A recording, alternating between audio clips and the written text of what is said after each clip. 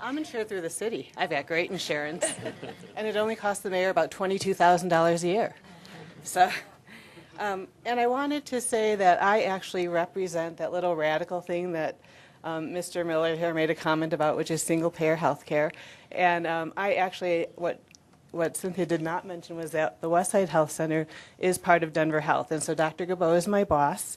And but I'm not working right now, so hopefully she won't hold this against me. But I'm pleased to see that I work for the best healthcare system in the nation, and I knew that, and that's why I've been there for 20 years. And like many physicians who practice medicine, and are the few of us who are blessed to practice it in an integrated system, I had really no idea about healthcare and healthcare finance. All I knew is that I came out of medical school with a lot of debt, and I wanted to treat poor people, and I didn't want to worry about how I would get paid. And I didn't want to have to turn somebody away because they couldn't pay me, and I didn't want to have to decide how to treat somebody because they couldn't afford something. And so Denver Health was a perfect match for me. It allowed me to practice medicine and have a guaranteed salary and not worry about how people would pay for their health care. What that meant, though, is that I had really no idea about what was going on in healthcare and healthcare payment. And in fact, when I started working for Denver Health, all of my colleagues thought I was some kind of honorable person taking on this salaried position in medicine when I could have been out doing private practice and making lots of money. And as the years went by, it became more and more apparent that I actually got the better end of the deal because a lot of my colleagues in primary care now are leaving.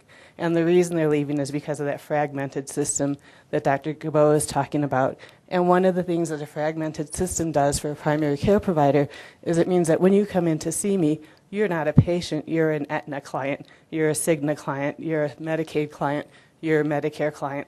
And when you come in to see me and, oh my God, I think you need Prilosec, I have to say, okay, who's your insurer? How am I going to get that paid for? And so it's really distorted what happens in medicine and what happens in the physician-patient relationship. So actually I was able to be on the Blue Ribbon Commission for Healthcare Reform, not because of Denver Health, but because I happen to have a daughter who's severely disabled. And we are dually insured. She has Medicaid because of the severity of her disability. And then we have the wonderful private insurance I have through my city employer.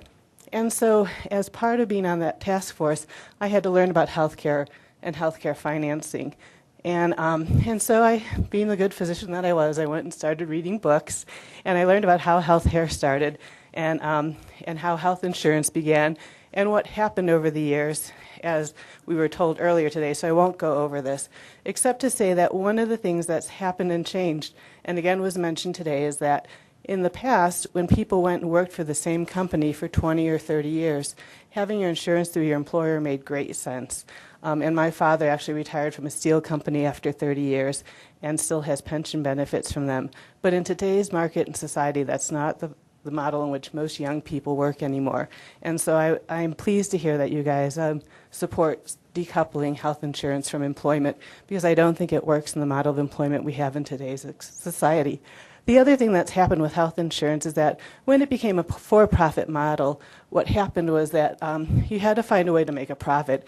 And the way you make a profit in health insurance is either you get people to pay a lot of money and not need it, or you make sure you take people who are as healthy as they can be so that hopefully they won't need the money to take that money back from out of your pocket. And that led to something called cherry picking. And in this story that was being told earlier, one of the things that happened with cherry picking is that you needed to hire more and more people to figure out who you wanted in your pool, because you didn't want to put in that person who's going to drain all the money out of it. And so what happened then over the last 37 years, as you can see, is that the number of people employed in administration has grown tremendously, and the number of direct care providers has not grown so well.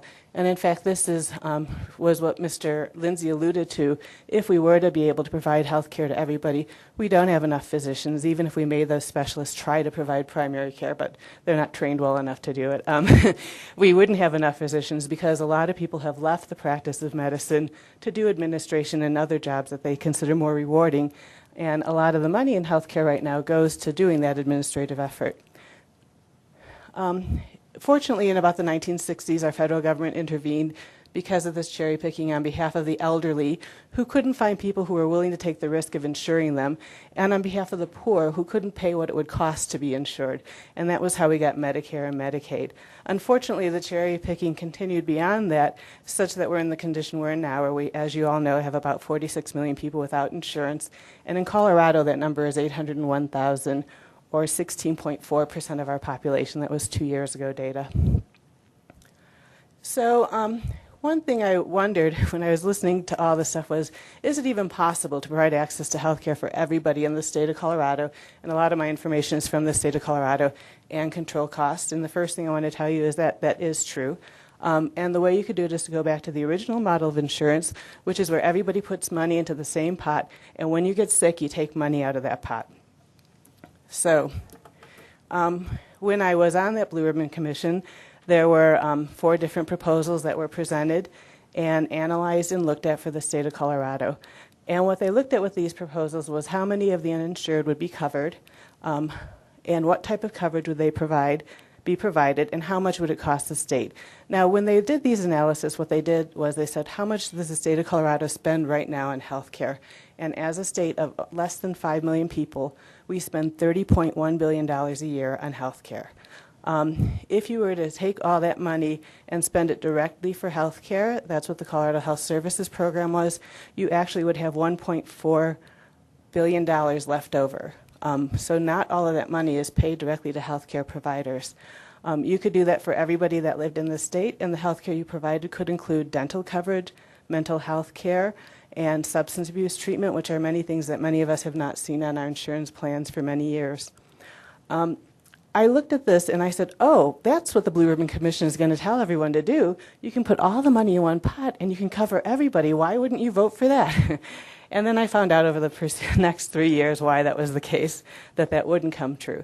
This is what is known as, in the parlance, a single-payer health care system, where the money that is spent for health care is actually expended on health care and not on other things. Now, I remember when these proposals were presented at the 208 Commission, one of the commissioners who worked in the health insurance industry stood up and said, that can't be true.